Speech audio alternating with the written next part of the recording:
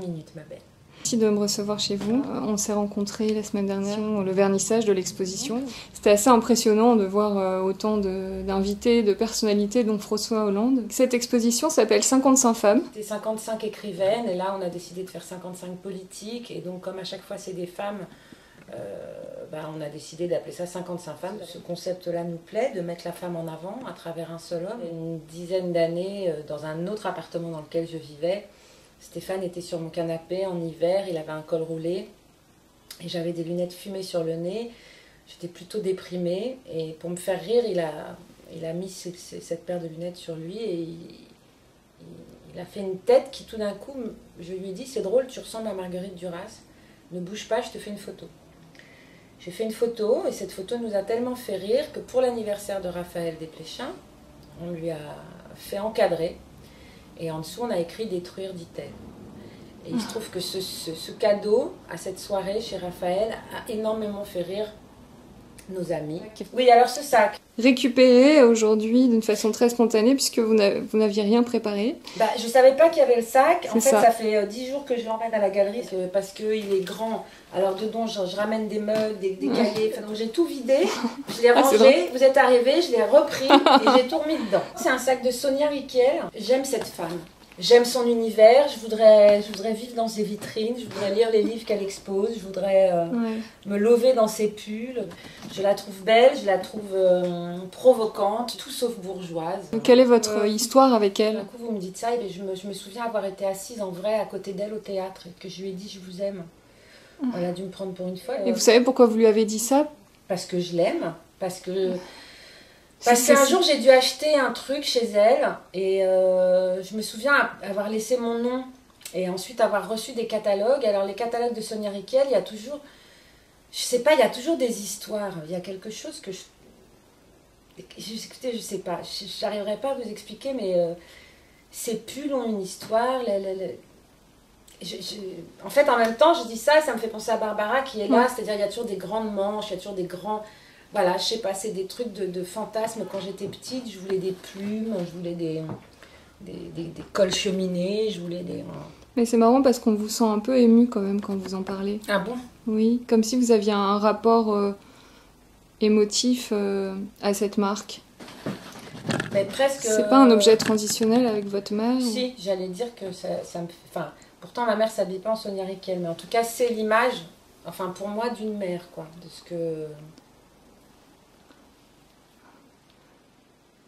Voilà, Non, elle m'émeut. C'est vrai, elle m'émeut. C'était peut-être pour vous une façon d'être femme à travers... Ah, ça c'est sûr. Ouais, ça c'est sûr. À travers ces collections. Ouais. C'est pour ça que c'est émouvant de commencer à être une femme. Mais en tout cas, Sonia Rykiel, même quand on n'est pas super bien foutu ou quoi, c'est pas le problème, mais il y a un truc...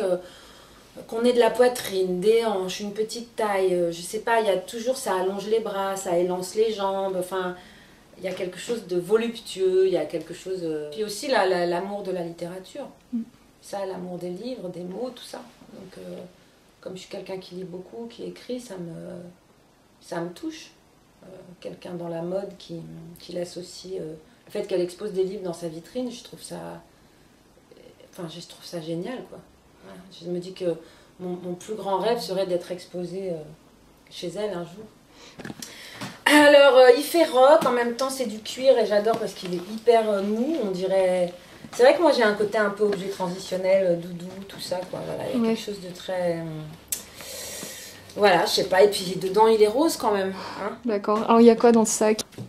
Un cahier, là je suis allée voir je sais pas quoi, un spectacle. Ça, en plus de ça, j'ai des notes, j'ai des papiers partout. J'ai des pansements parce que je me fais toujours mal quelque part. Ah, vous êtes maladroite? Non, pas maladroite, je suis fragile. Donc, j'ai mon paquet d'ordonnances avec moi sur moi en permanence. C'est le numéro de téléphone de ma pharmacie et de ma pharmacienne qui s'appelle Marie. Au moins, j'ai un médecin... Une fois par semaine? Oh, facile. Et vous êtes fidèle à vos médecins? Ouais, très fidèle. D'ailleurs, ce qui est dingue, c'est que il y a énormément de gens, même des gens que je ne vois pas souvent, qui me connaissent, qui m'appellent, qui me disent « Ah, dis donc, Steph, tu connaîtrais pas un mec qui est spécialiste du genou ?» Je viens d'avoir une autre idée, ça pourrait être 55 spécialistes. 55 femmes. Des lunettes de vue. C'est des Prada. Et oui, c'est des lunettes de soleil, mais j'en ai qu'une paire, c'est celle-là. Alors c'est un peu chiant parce que comme il fait pas très beau, Ou quand je veux lire dans le métro, je mets mes lunettes, ça fait quand même un peu... Ça fait un peu Marie-Thérèse, vous n'auriez pas vu mes carambars. Exactement. Donc, ça, c'est une petite trousse de maquillage. Dior.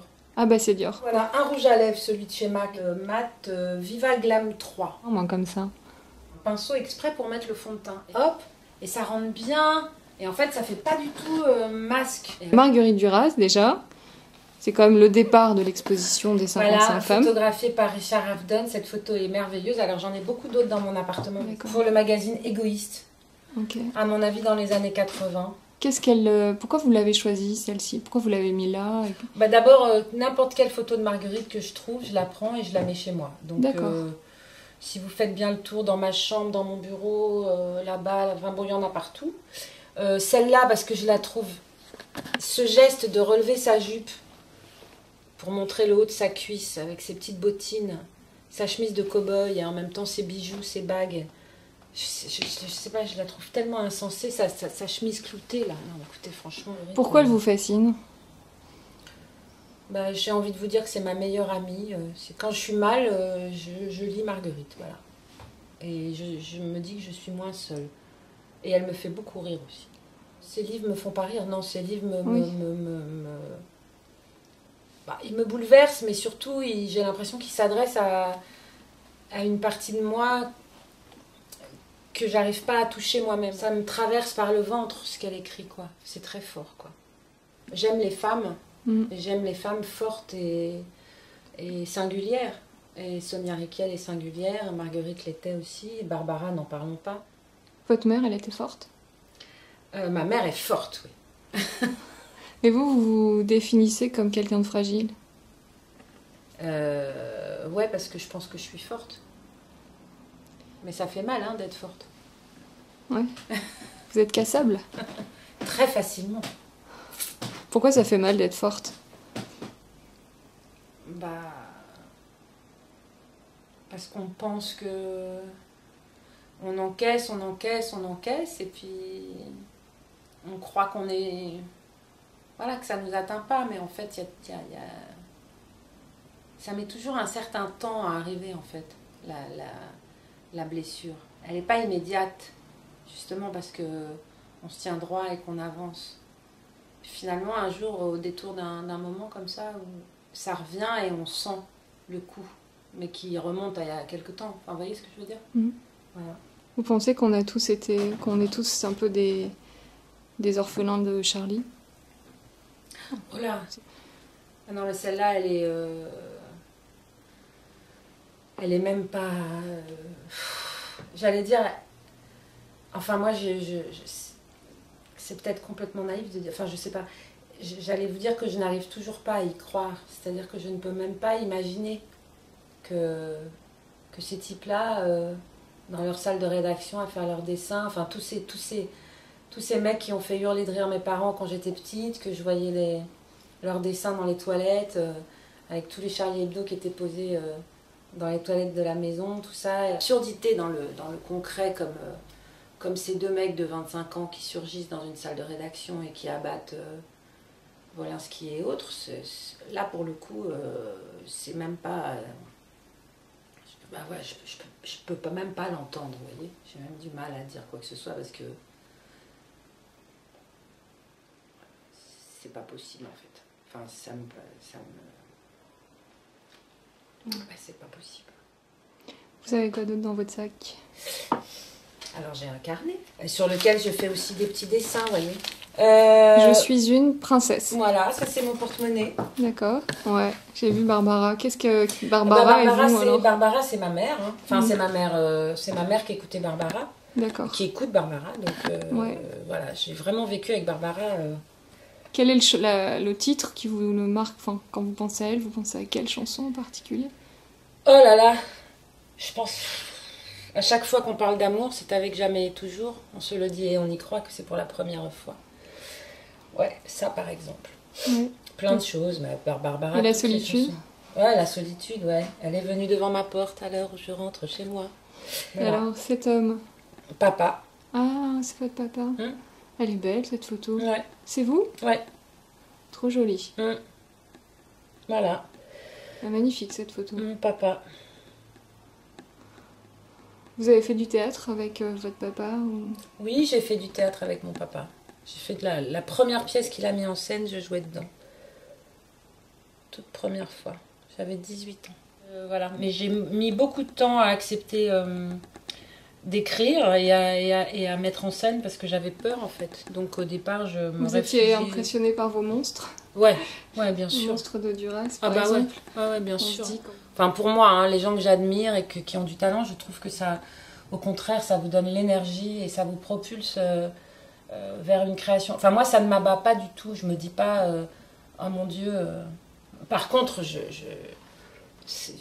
comment dire, je pense pas une seule seconde leur arriver à la cheville, hein, donc c'est pas du tout une comparaison, mais c'est juste ça me motive en fait. Ouais. Voilà, ça c'est un portrait d'un torero qui est Ouais. à mon avis le plus grand torero de ces dernières années. Oui. Je suis torero pas depuis très longtemps. Mon père y allait. Ouais.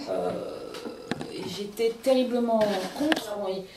Chaque été, on avait une maison dans le sud, enfin on a une maison dans le sud, et alors il partait avec sa femme pour aller au corrida à Nîmes, et donc il nous laissait les enfants, et moi qui étais la plus grande, tout ça, je disais mais quelle honte.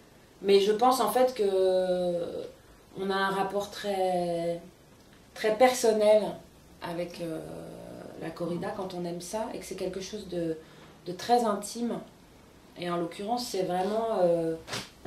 le rapport à la mort. C'était un événement dans votre vie oui. qui a fait que finalement ça a coïncidé avec la corrida ou que ça a fait écho quoi. Ouais, ça a fait écho très très très fort, ouais. Oui. Alors qu'avant, à un autre moment de votre vie, vous y seriez allé, vous n'auriez pas ressenti la même chose. Non, puis j'étais absolument pas prête à entendre.